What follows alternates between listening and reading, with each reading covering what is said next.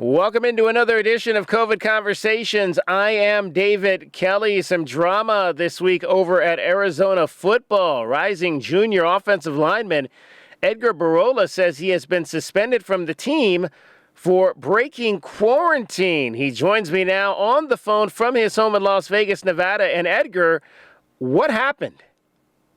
It's a lot, man. It's a lot that's been going on this last month and during this pandemic. Basically, on Wednesday at 3 o'clock, the 23rd, I believe, I got an email from the school saying that I have a meeting with the head of operations of football, Brian Despain, my position coach, Kyle Devan, and Dennis Polian. And so at 3:30, I had the meeting, and I got told I was suspended for breaking school rules, breaking quarantine. That's what I was told during the meeting. Okay, so when did you first come back? Kind of roll me back to when you first reported back. I haven't returned to campus. I've only been on campus to get tested for COVID, do physical therapy, and a couple times I came to pick up food from campus. Every single time I've worn my mask. I'm respectful with the rules. There's just been some mix-ups sometimes and some miscommunications that are being put out right now. It's not the whole story. So then you weren't in the actual workouts because you're still rehabbing from your injury, is that correct? No, I'm not in the workouts because I don't feel comfortable with the protocol. What makes you most uncomfortable about what they're asking you to do?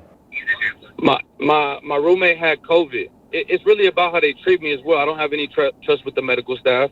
Let me state that I had a shoulder injury last fall. The medical staff misdiagnosed my shoulder. They said I had a bone bruise. This happened week 3 or week 4, I believe. And then I played on it the whole season. And so what ended up happening was I had to go get my own MRI. And the MRI said I had a separated AC joint, a torn labrum, tendinosis in my shoulder, and fluid in my shoulder.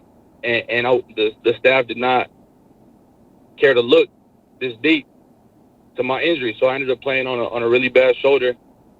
And so that's where like the distrust starts with the medical staff. I'll admit to breaking the rule one time, and I showed up without a mask and without a shirt, but I didn't wear a shirt because I just got done hiking, and so my shirt was wet. I didn't want to wear it, and then I don't see their problem with not wearing a shirt because the medical staff also said you can't transmit the virus through sweat, so that shouldn't be a problem. Only thing I admit to doing wrong is not wearing a mask. And I'll take responsibility for that. Why did you come to campus on that day? Was there a reason you would come to the facility on that particular day? It was June 30th. I went to go get some food. It was a pickup. The nutritionist gave us food. Yeah, it's in the same building, but it was downstairs by the elevators. So I thought it was going to be a quick grab and go and leave. But they want to make it seem like I was coughing on everybody and being rude when in reality it was just a small mistake. So did they address that mistake with you immediately, or what was the process for that? My coach called me, and I said, I apologize. I admit I was wrong. I said it wouldn't happen again. And then the school will also probably try to say there was a second incident where I showed up without a mask. I did show up without a mask, but my roommate had COVID.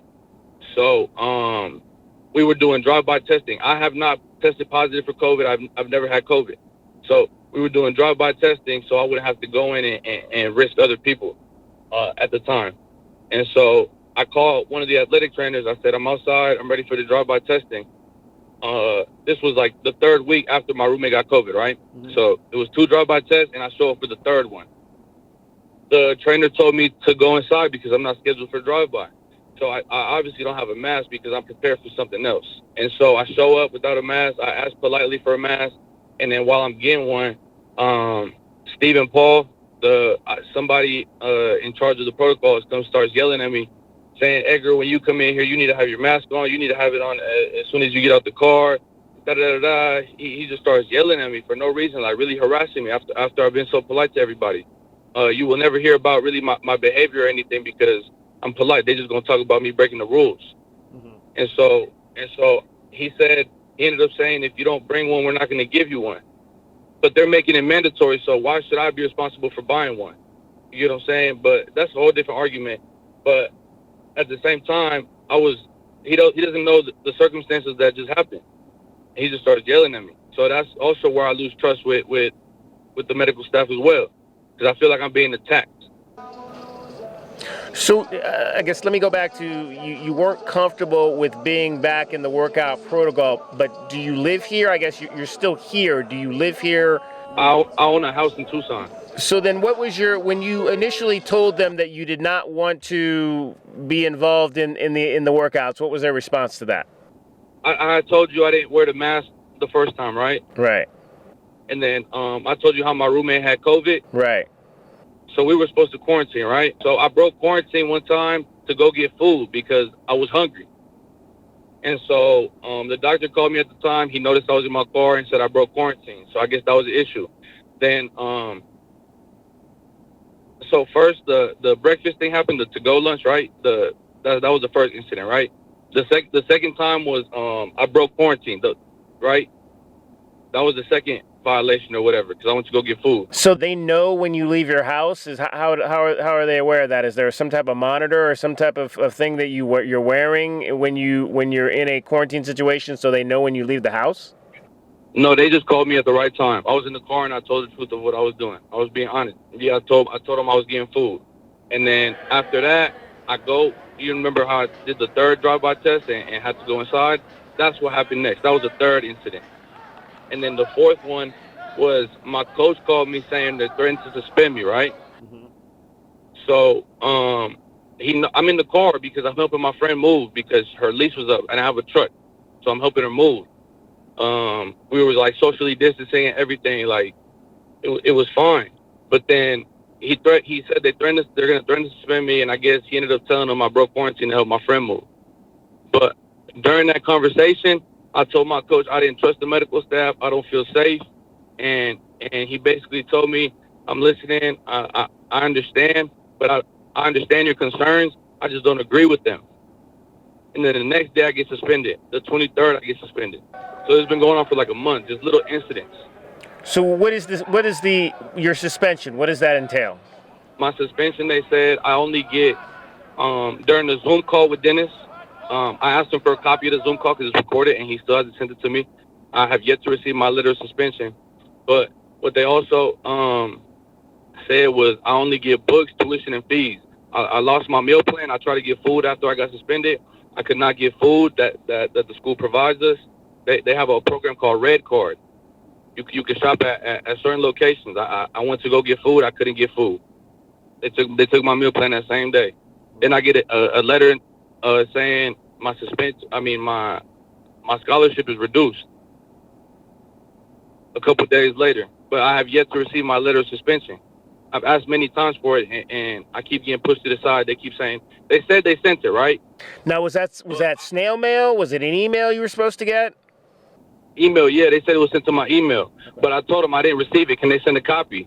And then I texted Dennis, and he said he doesn't have his laptop. And I still haven't got my letter of suspension. They might have sent the first one, and I haven't seen it. But I let them know long ago I haven't gotten it. So I still haven't gotten a copy. They're not communicating with me at all. They're acting like the medical staff. Do you feel like you're still a part of this program? Do you see yourself coming back and playing at Arizona again? It's not the same Arizona I committed to.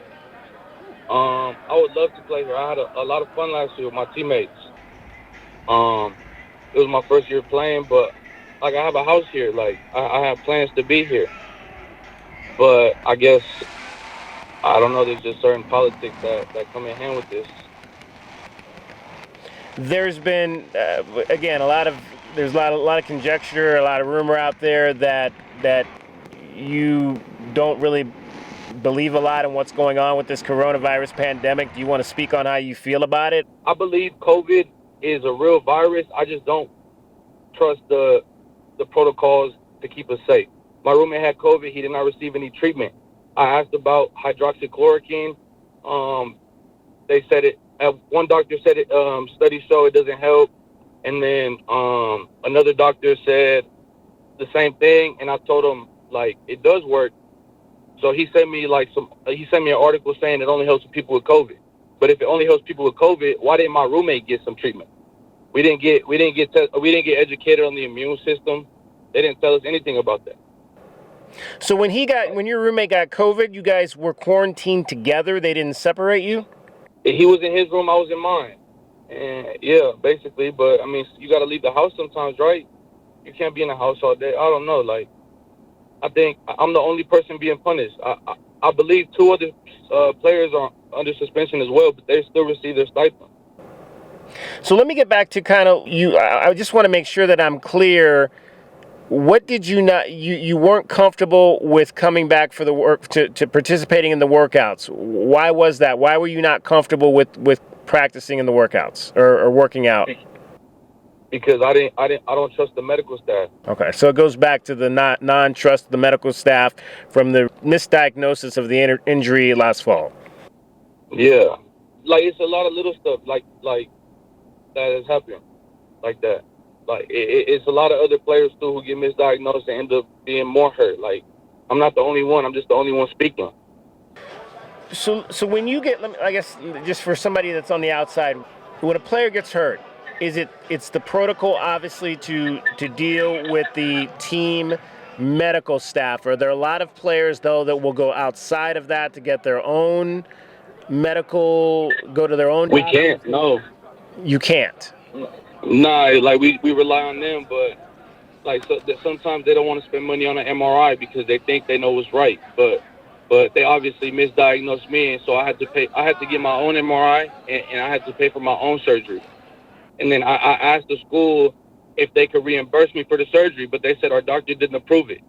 So no. So you did have the surgery and you paid for that on your own?